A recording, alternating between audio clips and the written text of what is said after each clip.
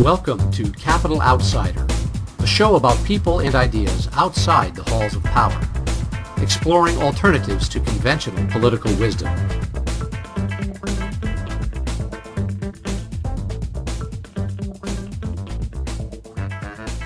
Anyway, all right, so Eric's going to talk about third parties, okay? Well, as Mr. Parrotta? Hey, you can call me Lou, it's all right. Well, as Lou indicated, I'm not necessarily here to convert anybody to libertarianism or the Libertarian Party. You know, I've been interested in third parties just about all my life. So I thought this was, you know, libertarians don't get a chance to go out and speak or don't get invited to speak to places very often. So I put aside my treatise on libertarianism and left that at home and just came to talk about third parties, basically. What I want to do tonight, in general, is kind of give you my road to third parties, how I came into third parties, and how I came into where I'm at right now, which is to say the Libertarian National Committee. I serve on as an alternate to the Northeast region, which is essentially New York, Connecticut, New Jersey, Maine, Rhode Island, Vermont, New Hampshire, and I represent that whole area for the Libertarian National Convention. I think my first political memory is the resignation of Richard Nixon. So I kind of started off on that foot in political life. Was the resignation of our first, the first president to resign. Is kind of when I started coming into understanding or looking at those types of things. And I probably didn't get involved in politics. I got involved in politics basically through my father. My father was part of the Conservative Party of Columbia County. And he would always be there, and they're pretty, the way that the party system works in New York, it's pretty much the Conservative Party is fused to the hip of the Republican Party, and you might even say the same about the Working Families Party with the Democratic Party. But, as I was coming of age, I kind of grew up with Ronald Reagan as the president, and that's who I experienced through high school. First part of my college experience still had Ronald Reagan in the picture. So that's what the kind of political atmosphere that I was dealing with at the time. But all along, my dad was in a third party. He was involved on a third party level. I don't know if you guys recall the last gubernatorial election. The guy who ran against Eliot Spitzer was John Faso. I used to go to barbecues with John Faso with the conservatives, and he would sit there and flip sausage before he was a young assemblyman and stuff like that. So I've been involved on some level with politics and being close to the people and things along those lines. By the time I got to college, I started doing, I majored as a political science student and also a history student. And the atmosphere in the 80s was still under the aegis of the Cold War. It was still a lot of that kind of thing. I was one of the, when Ron Paul ran in 1988, that was my first vote for president. I decided not to go with Bush. I decided not to go with Dukakis. It was Dukakis at the time. And I just said, well, Ron Paul sounds good enough to me. I made it all the way through college, and at the end I basically I was in the political science department, the honors degree at State University of Albany. And that was kind of, you do a seminar at the end of your 4 years and things along those lines. But by the time I finally got done, it was the fall of the Berlin Wall. I went to Copenhagen. I was finally done with school, and I ended up basically being an anarchist. I didn't have any use for any of the parties, and I was perfectly happy in the theoretical realm that the state has no legitimate function. And besides that, I worked for a company called Unisys, which was an IT company, and people kept paying me money to do that, and nobody was really paying me for my political opinion. So once the 90s kind of came into play, I kind of didn't have any kind of political involvement on any normal sense or level. I did get into a particularly nasty DA fight with my dad with the conservatives around the mid-90s, but I wasn't that interested into it. It didn't matter that much to me at the time. I didn't really care who won or lost. I was perfectly happy running a business. I had 3 locations. I had employees. That's typically what I do. I'm just a regular guy in that regard. I got married in 2001, and they always say, when you get married and when you get older, you get more conservative. So I did. I ended up becoming a libertarian. So I went from anarchy, basically, to being a little more conservative, which was libertarian in the Libertarian Party. And soon after that, I had my first kids, and where I started to get involved on a concrete level with the libertarians is probably around the year 2005. My business was involved in a zoning issue. I had owned a building, I had a business, and we wanted to get out of it. By the time I got into 2002, 2003, when the IT, the dot-coms were crashing and everything like that, I was running a small network communication type business, and I wanted to sell the building that I was in. Well, I couldn't sell the building I was in because zoning boards and planning boards and all these other things would just decide that, well, we'll do this next month and we'll do that next month, and all, if you ever go into business yourself, you realize there's what they call this nut. And you got to make your nut every month. If you don't make your nut every month, you're going out of business. I managed to hang on until eventually that business was getting close to sold, and I said, this is just insane. Why is this like this?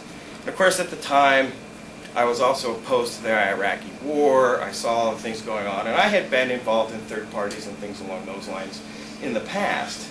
And I decided to go to meetings in Albany for the Libertarians. I said, there's got to be somebody, and I followed it from 2001 on internally, and there's got to be something more out there, that I can see or do. One thing led to another. In 2006, I ended up running for Congress.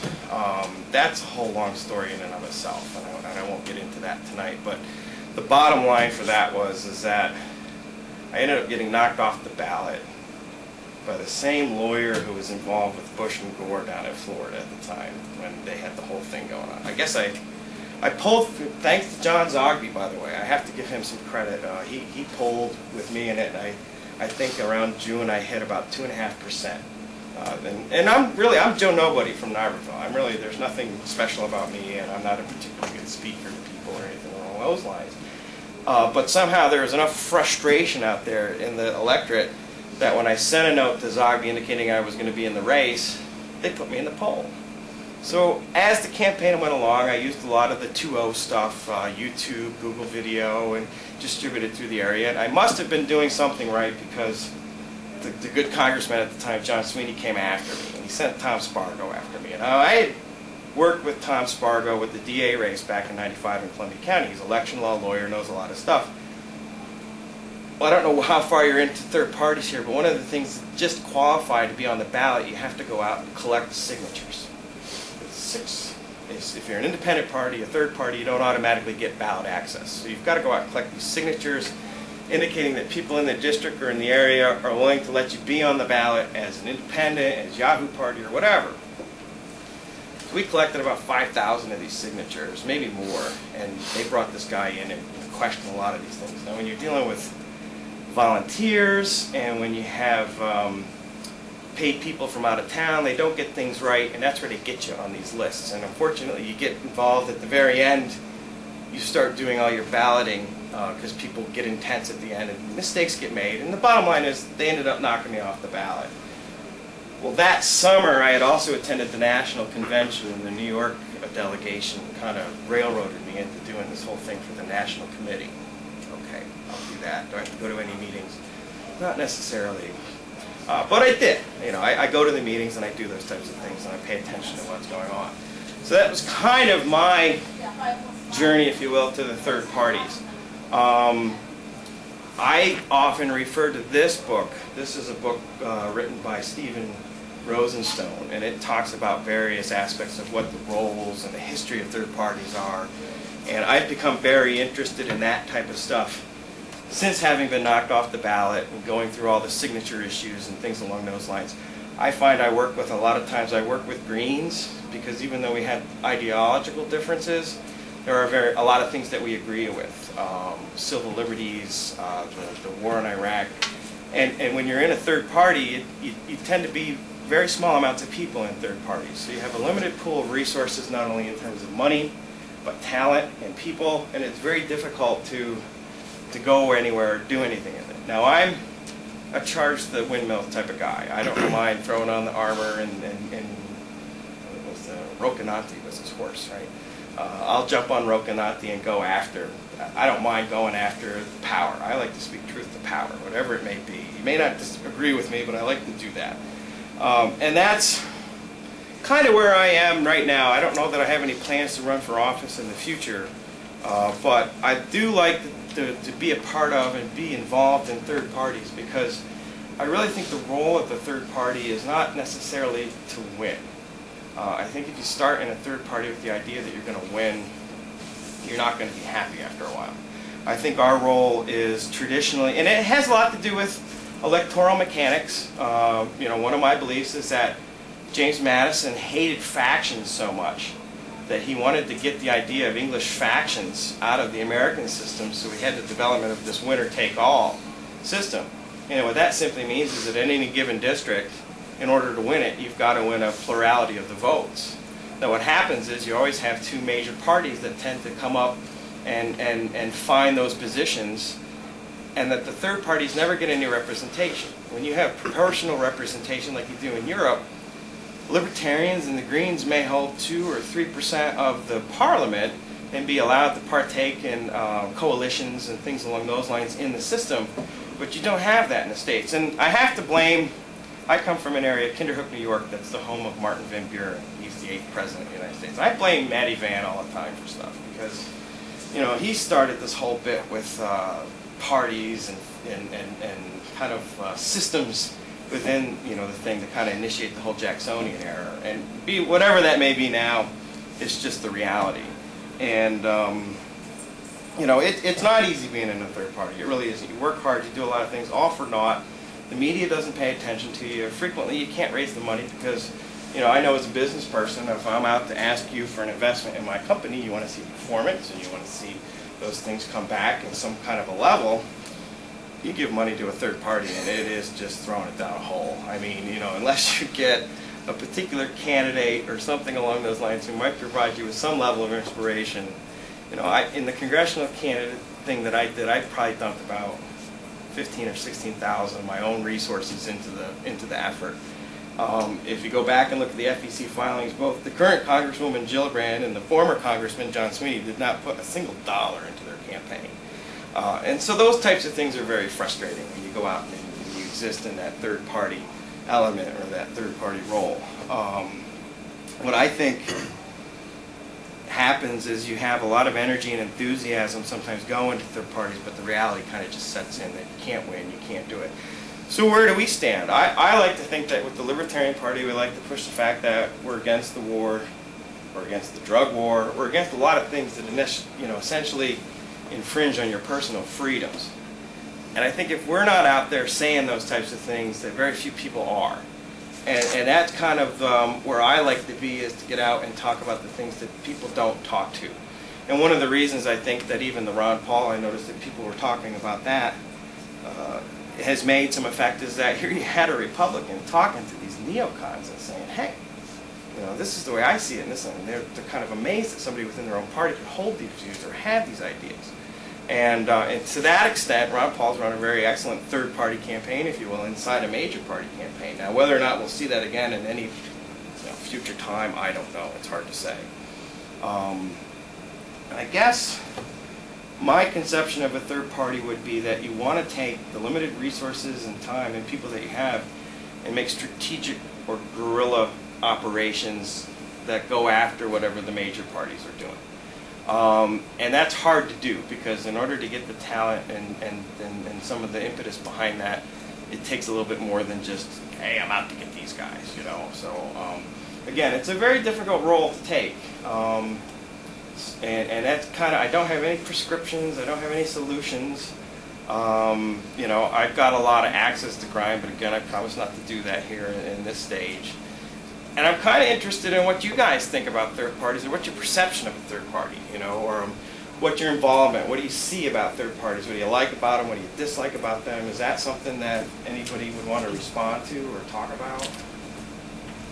But I believe the fusion failed system in New York City was underrepresented parties. We definitely have ones out there. We have important things where they were effectively able to coerce the Democratic Party into acknowledging certain. But they have to run, they have to assent to somebody like Spitzer to be their candidate. That's exactly, yeah. Our problem with the Libertarians is every 4 years we're confronted with this idea, do we go for a celebrity in order to get the requisite amount of votes that we need in order to have ballot access? That takes 50,000 votes to do. And the problem with the Libertarian Party and even the Green Party is that we are ideologically referenced. and we don't necessarily exist in what I call the mush of pluralism. You know, whereas the working families and the conservatives, they're willing to go out there and be associated with the Republicans or whatever. The Greens and the Libertarians, we have a whole national thing going on. You know, I sit there on the executive meetings about ballot access, and we have to devote resources to New York and all these other types of things. So we exist as kind of a different setup in New York. The fusion thing kind of kills us. You know, most of the states that have requirements to be a party, it's not this 50,000 votes every 4 years. It's simply going out and saying, working for the right to have access. Now, a lot of times, say for Texas, you have a situation where, okay, they say if you want to be a party, you got to go out and collect 80,000 signatures. Now, I think as libertarians, we would do that. We would spend the money to do that in order to get ballot access if we could do that. We've got to flip a coin every 4 years. This last time around, we went with Bill Weld, the former Massachusetts governor. I was involved in a lot of that. I met Bill Weld. I talked to him. You know, we talked about being redheads and stuff like that in politics. It was interesting. But the Libertarian Party, they'll do stuff like that, and it's all kind of in a desperate ploy to try to win over this 50,000 votes. And, you know, and quite honestly, I don't even know if we became a real political party, what would happen to us. We'd probably get taken over and colonized by other elements in the system, and we would lose our voice. You know, that's my theory, is what would happen into that situation. We would actually lose our voice because somebody would colonize us and. Pardon? Yeah. The Liberal Party got colonized and taken over and basically destroyed. They're gone. We have a little bit more, you know, we have battles within the Libertarian Party nationally. There's a reform element and there's a radical element, and that radical element tends to be associated with the older style libertarianism, the anarchism, if you will, and the newer reform movement, people more in my generation who don't want to be as radical. They say we've got to appeal to a better sensibility amongst people. And that's a big fight, and I don't know where that's going yet. They basically clipped out the entire 2006 platform in Portland last time around, and they're working. I got appointed to the platform committee. I was going to do some work there, but you ever get involved with arguments with libertarians and try to put 20 of them together in a Yahoo group room or something like that, and I got 2 little kids in a business. I don't have time for that. So, you know, those are the things that we deal with. So outside of opting to employ a maverick politician or a celebrity, there's really no way to operate with a system garnering public support.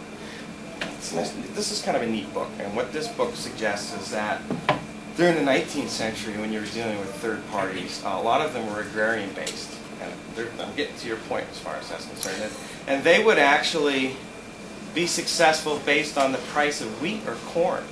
And those things would affect how well they did. Now, as the 20th century came along, you had somebody like Teddy Roosevelt ran on the Bull Moose Party, and you had La Follette in the 20s, and Henry and George Wallace and John Anderson and Warren Ross Perot. And what those things tend to be is they tend to be candidate and charismatic-driven campaigns. And everything comes from the top down in American politics. You know, they started with this electoral college. Electoral college was winner-take-all, and it just permeated down through the entire system. Sean Willentz from Princeton has a great book called The Rise of Democracy. He highlights some of these features of the democracy as you go by. And yeah, in a way, in a modern sense, with media and with time and money, a celebrity candidate has an attraction and it has an appeal. People will peel off from, you know, most people are happy with the 2 parties. They usually do what they need them to do. They're happy to exist in those realms. And unless you're really torqued at the 2 parties, you're not going to go off the reservation if you want to go act in a third-party capacity. And what happens is the ones that do successful are always the one where you have a particular situation where a charismatic person arrives and can boost up those vote totals because people are annoyed and people do want to come off and not be part of that. And that tends to be the tendency in the 20th century. And I think the 21st century too. I don't know how it would be any different. You know, if you got rid of winner-take-all districts, you could have a situation in a state or a national legislature where proportional representation of some sort could be a play.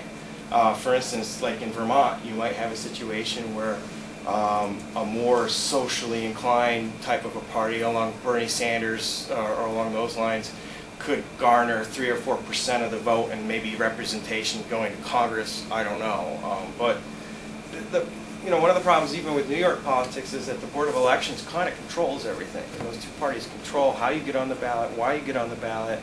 In 1880s, they introduced the Australian ballot, and what that did is it took away this intimidation at the polling place. So somebody was part of the whatever party and they put a red thing in, bosses and other types of people in the community could identify that person. So they went to the secret ballot so people wouldn't have to undergo all of that. Well, then all of a sudden the government decided, well, we get to decide who's on the ballot, and you have to show some kind of support in order for us to go through the effort to put you on the ballot. And that has kind of grown, and the Supreme Court has defended that since time immemorial. One of my political heroes is a guy by the name of Richard Winger, and he's probably the premier ballot. He runs a thing called Ballot Access News, but he also does a whole newsletter forever. He's been doing this. And he talks about the roles of third parties and the ballot access problems and things along those lines. And he writes fascinating stuff about this. It's one of the, as a political science major, aside from the fact that nobody talked about Mises and Rothbard and Hayek when I was in school, was this problematic of ballot access. Nobody talks about ballot access in academic rooms and roles and worlds. Ballot access is a huge thing, and one of the reasons you don't have choice at the booth is because of ballot access. But by the time it gets to November, it's all said and done at that point. You don't see anything there at that point. It's just, okay, I'm going to go in and I'm going to either I like these guys or I like these guys. Well, I'll just do it. A lot of work goes for those third-party people who are trying to get out, that you see when you go into the ballot booth. You got people out there slaving during the summertime, getting these signatures, going to fairs and festivals. You get kicked out of private places for the most part. Post offices will kick you out. I almost got arrested during the 2006 campaign down at Lake Taconic. And I had gone in presumably with permission. I thought I had permission from the area, and I had the cops come up. And they asked me what I was doing, and I told them what I was doing, and they said, you can't do that.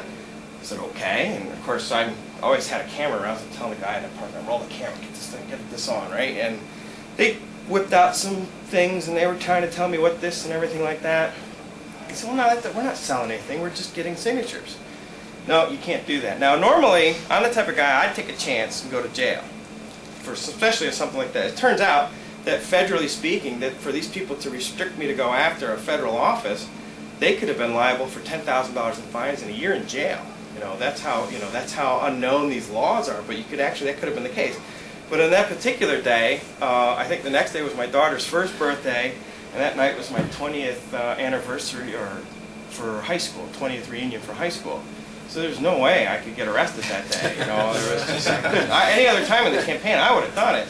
But I couldn't do it. And you run into a lot of those difficulties. You don't realize how much work it takes to get out there and get these signatures from people. And most people, they don't want to sign stuff. Then what's this? What am I going to get on? Am I going to get this in the mail? No. And we're out there begging. We're just begging to be on the ballot, just to have a fair chance to fight. And I like to fight. I'm in it for the fight. I could go and exist in a Republican or a Democratic thing, and I'd just be bored to tears looking at envelopes and doing databases and all that crap. It just would not be fun for me. Can you explain the Board of Elections, the political nature of it? I took the Board of Elections to federal court. When all was said and done in my situation, and what happens is that you have commissioners on all levels, at the county level, at the state level, and these tend to be Republicans or Democrats. And they make the decisions. I mean, when you go to a poll, you don't see anybody but Republicans and Democrats there watching and presiding over things. And that, I think, is that the type of thing that you're talking about? It's very political. The political appointees. And they're appointees, and they protect the interests. Now, third parties, and especially libertarians, can be particularly conspiratorially oriented and that kind of thing. I'm a real kind of regular guy, so I don't get too cranked about that stuff. But it's there. You got to deal with it. You've got to work with these people and get through and do stuff. What about just infiltrating more, like you're talking about state levels, but what about like even just local town elections and stuff like that? I mean, you're talking about how things come from the top bottom with celebrity positions, but what about holding, local offices like, well, I'm from Connecticut, so we have first selectmen, but Town councils and things along those lines. Yeah, there's Mark Rutherford, who's the former chairman of the Libertarian Party out in Indiana, feels this way, that libertarians should go and kind of make their case in local levels and things along those lines. because that's the point of the Green Party, it's a grassroots movement. Like, and that's how they get Yeah, I think supporters. libertarians think they're the smartest people in the world and that we should just go out and attack everything that gets in our way. Things like the war and the deficit and the monetary system. So I think what we like to do, or what the idea a lot of times behind the libertarians, is that we want to take a real high-minded approach and go after a lot of the big structural issues that exist. And quite frankly, my dad was a town councilman in the town of Kinderhook for 8 years as a conservative. He was voted in as a conservative. And, you know, he's a small government kind of guy. I'm a no government kind of guy. And that kind of stuff can be effective on a local level. And it is sometimes. I think libertarians don't want to face up to the fact that in order to be successful in terms of winning, that you have to do some of those types of things. Again, I'm not in it to win it.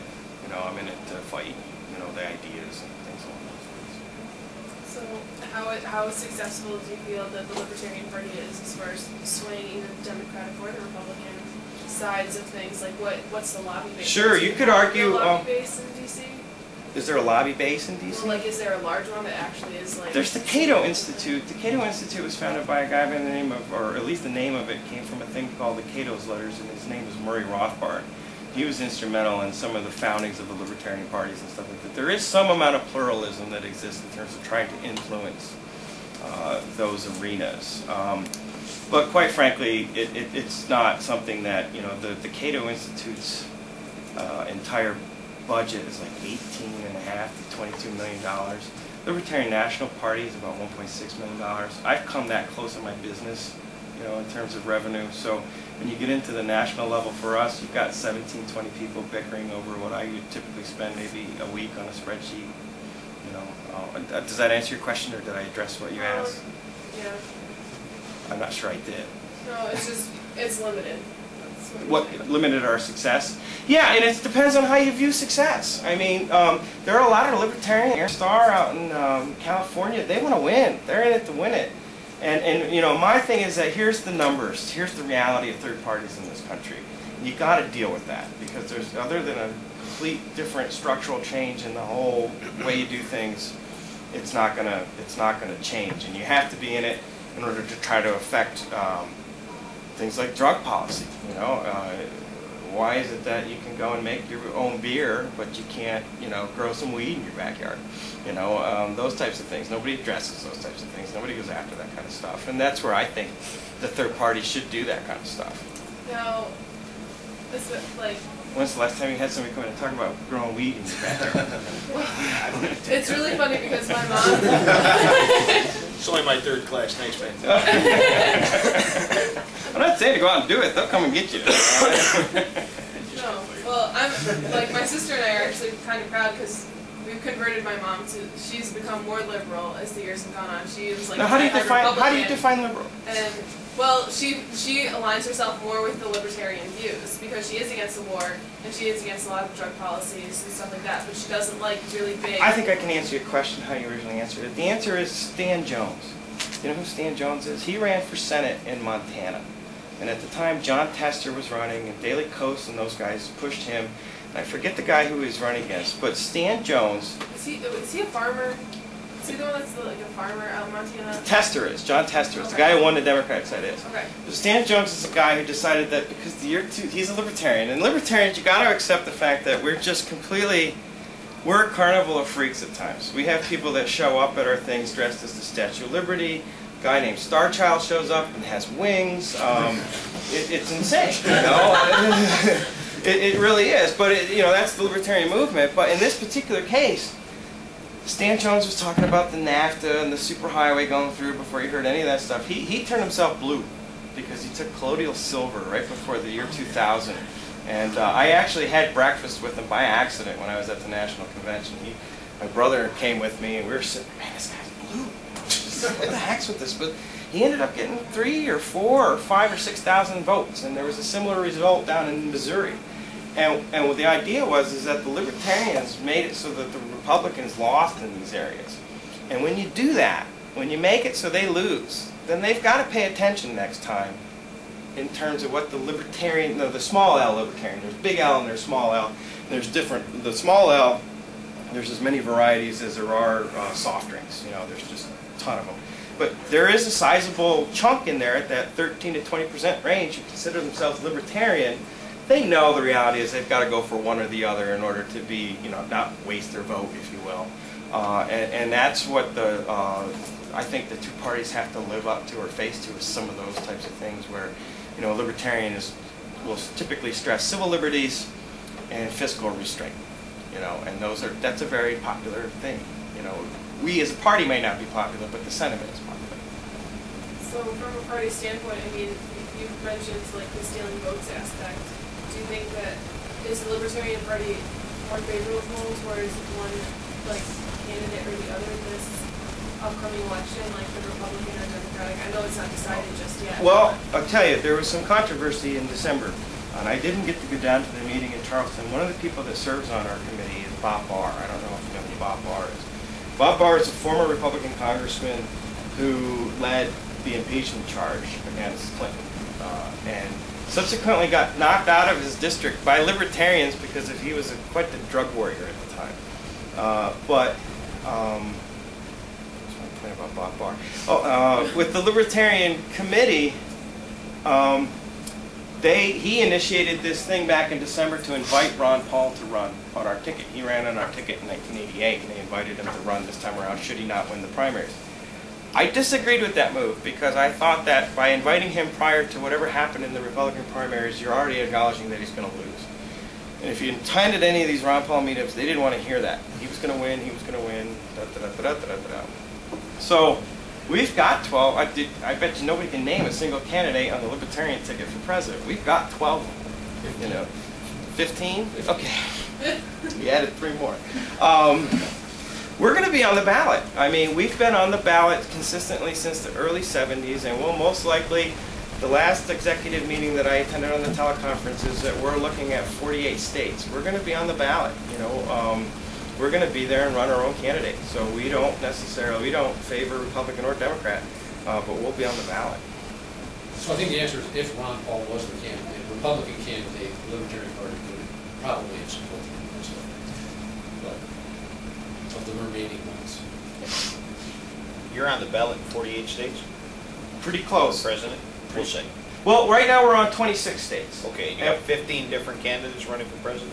Yes, and we decided at a delegate level at convention, kind of like a good old-fashioned when these early parties in the 1800s ran. Beating each other up. Oh gosh, it's going to be wonderful. It'll be on C-SPAN Memorial Day weekend, but I'm sure you're all going to be out enjoying whatever summer you're starting at that point. So I don't if I go there, I might be on C-SPAN, but. So the guy with the giant hot dog is going to take down the Statue of Liberty. Could happen. It could. You never know with these battles. In 2004, there were 3 candidates running. Now there's 12, so it's going to be a free. I think there are favorites. If you go in the show that we do, Capital Outsider, we've interviewed 3 of them already. So if you're interested in actually looking at or viewing some of those candidates, and some of them are complete whack job insane people, and others are just normal, you know. And but the beauty of it is that we do take it to convention. Our delegates go, and they're typically selected by the party in each state, you know. And it's expensive to go to a convention. It's going to cost you $2,000–3,000 just to go and get a hotel and do all the stuff and a plane. So it's oftentimes on an off-year election, a non-presidential election, it's very hard for us to get people to go to the convention. But we will select a candidate in that whole process eventually. As will the Greens. The Greens will probably select a national candidate also. And also the Constitution Party. The Constitution Party will most likely have a candidate for president. They typically will pick somebody. And they're not on as many ballots. The Libertarian Party tends to be more consistent and able to get on most of the ballots throughout the entire states, whereas I think even Nader in 2000 was only on 40 states or something along those lines. You know, we tend to be very successful on getting our people on the ballot. Now, right now we're on 26 automatic, but for New York, we've got 6 weeks coming up between July and August where we got to get out and get 15,000 signatures to get our guy or woman on the ballot. And you know, and a lot of the other states exist like that too. You have a lot of the states have a bigger window to get on the ballot. Like I know North Carolina, they can run a petition drive is what they call it, from November all the way until like July. We get 6 weeks in New York. It's really insane to go out and try to get it, especially it's just the worst weather in the world to go out and do it. It's absolutely Who can horrible. sign your petition? Somebody that, it depends on what you're running for and where you're running. On a statewide level, anybody who's a citizen in New York State and are enrolled to vote, or registered to vote, you don't have to be enrolled in a party, but if you're registered to vote, you can sign a petition for governor or lieutenant governors, anybody who's statewide. In my case, when I was running, I could only get people within the 20th Congressional District, which basically went from Hyde Park up to Lake Placid, and there was a little bit that went over to Delaware and Otsego County too. But that's you know, that's the limitation that you have, and you can't have signed another party's ballot if you sign and sign somebody Petition, else. not ballot. Yeah, that's right, petition. You can't sign somebody else's petition if you've already signed one. But on the other hand, you have to, if you're challenging something, you have to go and prove that this has become the case. So if, what's your name? Jonathan signs a ballot for the Democrats and goes and signs one for the Republicans and goes and signs one for the Libertarians and the Greens and just goes crazy. The odds of anybody caring or finding out about it is going to be, unless you really get somebody angered at you, which is what I did, you know, they're not going to care. They're just going to look and go, you're going to win 1 or 2%, buddy, good luck. You know, and that's kind of how it goes. I think the two major party system in the United States works well, I think. And I'm from Japan, and in Japan we are trying to be like the US system, because after the war, our party system is only one party have dominated for 60 years.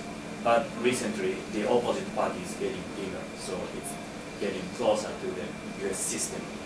And I think that's a good movement, because if third party occurred and it's getting bigger and have an influence, then I think two issues happens. The one is the third party could get involved to the one party, so it's get absolute majority. So that. Are you talking about it as a coalition within the parliament at that point? Yeah. Okay, so they're on the ballot and they get elected. Sorry. They're on the ballot and they can get elected. Your third party that you're speaking for actually has people being represented in parliament, right? Yes. He has an opposition party, not a third party, right? Right. You have how many parties in total actually are represented in parliament itself? Oh, 5 or 6? Yeah, like a 6 or something. Yeah. But the one is big, Sure. one is big, third is okay, and but the rest of them very small. And so third party tend to coalition to the one big party, so that big party can dominate the parliament. So I think this is a problem. And the second problem would be the parliament in the Germany. They have two big party and the third one. And the third one always have unproportionally influence. The third party has a big influence on the party in terms of the proportional. So in that sense, it's kind of not that democracy, because they have small vote but more influence. So in that sense, two-party works better than the third party system. So unless you're in a third party. So what the biggest merits to have a third party, do you think? Oh, absolutely, to drive issues. I've accepted the fact that two parties are going to win in the States. And there's a good argument to make that even during the initial part of the Republic and even post-Civil War, that it was better to have just two parties. Because, you know, you're right, there's a huge mush of pluralism that exists in these European groups. Well, I studied quite a bit of the European systems when I was in school. And the argument always was, well, you know, we can get stuff done in America. At least we can get stuff done. You're right. if you have a small percentage of the Green Party or the Liberal Democratic Party, I think in German the Bundesbank, not the Bundesbank, the Bundestag, right? Isn't that what that is? Yeah, you do have to operate in a coalition sense. You also have a very powerful executive here in the United States too. The executive has a third of the government, right? Executive, legislative, whereas the parliamentary system, you have to build that coalition in order to attain power, and then you're kind of divvying out the jobs after you attain power. Whereas the executive can be kind of its own branch and its own thing and go out and it's always the power of the podium for the presidency, right? I think that's Richard Neustadt, early 60s, wrote essays along those lines, very famous political scientist. Whereas the coalitions tend to bring in a prime minister who doesn't have the effect or the influence on practical matters of government, I think is what you might be appealing to here. Whereas my feeling is that if you've got two parties who are essentially not opposed to an occupation of a foreign country, and if you feel that that somehow violated the Constitution or some precept of our republic, which I feel, we've got to go out there and at least have a say in that matter. If you feel that, imprisoning all of these people for possessing a substance is a good thing or a bad thing, and nobody else speaks to that or wants to be a part of that, that's the value of the third party in this country, in my estimation, is to speak your mind and speak the truth, if you will. It's not say the truth. It's hard to say what the truth is. I could get into who knows what that means. But at least to speak to items and ideas that traditionally are not going to be either accepted or related with or dealt with. Ballot access, that's a big thing for me. I like to, I love to come to something like this and talk about just ballot access. Ballot access is a huge thing. Why can't I compete for a seat in the U.S. Congress as well as somebody else just because I'm not associated with as big a party or as good a party? If you're running for parliament, and I'm sure the model is very similar in Japan, in Canada or England, if you're running for parliament, I could dish out $1,000 to get on the ballot. Now I may not win, but I'm going to be able to get out and say my piece and make sure that I have some level of involvement. Whereas I spend $15,000 of my own money and then another $15,000 on top of that, and still don't make the ballot, just because I want to bring my party forth or my ideas forth, there's something wrong there. That there's a reason why half the people don't go out and vote. And that's a big problem in this country, because they think it's rigged, they know it's rigged, they don't like what the other two are doing, and they simply just don't participate. And my argument is that with a third party, or even things like instant runoff voting or range voting, things along the line where you could pick, I want A, B, and C in this order. Maybe it's the Green and the Libertarian and the Liberal and then the Democrat and the Republican. But then at least the count can go to the point where the A was favored, somebody favored this. You could get, okay, well my first choice wasn't reasonable or wasn't viable, but my second choice counts. And those are the types of voting mechanisms that could change the system or make it more effective, or at least increase participation. I mean, if 50% of the people don't vote, why is that? It may work, it may be effective in getting things done, but I see a $9 trillion debt and $66 trillion worth of liabilities and an occupation of two countries. Oh, it's not working for me. So the third party, if the third party created in the United States, so you think more voters will vote? Well, if they think that they're not wasting their vote, right? If you go into the thing going, if I vote for this Libertarian or Green, goodbye, it's gone. No, I personally feel that for the presidential election, I'm wasting my vote, because if it's Hillary or if it's Obama, it goes with the Electoral College the way it is. It's going to be one of those two. So it doesn't matter to me if I vote Republican or I won't vote Republican. I'll vote just to stick a notch in the Libertarian column. But I know that I know that New York is going to. I feel that my vote is already wasted in New York, because I know it's going to go towards the Democrat. And that's fine. That's the way the system works. But I don't feel that my going to the voting booth means anything.